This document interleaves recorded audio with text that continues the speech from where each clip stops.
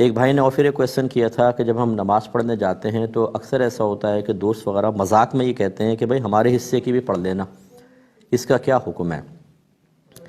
دیکھیں، اس پر سخت حکم ہی لگانا چاہیے، کیونکہ یہ ایک طرح سے نماز کا مذاق اڑانا ہے۔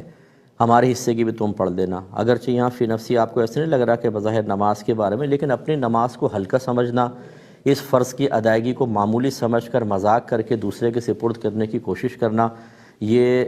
مطلب شریعت کی نگاہوں میں اچھا نہیں ہے۔ اس لیے میں یہ تو نہیں کہوں گا کہ ایسا شخص کافر ہو گیا، لیکن یہ ضرور ہے کہ حکم کفر اس کی طرف متوجہ ہوگا۔ یعنی یہ ایسا ہوتا ہے کہ اس میں ہم یہ کہتے ہیں کہ قائل کافر تو نہیں ہے، لیکن اس کا قول جو ہے اس میں کفر کی بو آ رہی ہے، تو ایسی صورت میں احتیاطاً تجدید ایمان اور تجدید نکاح کرنا ہوگا۔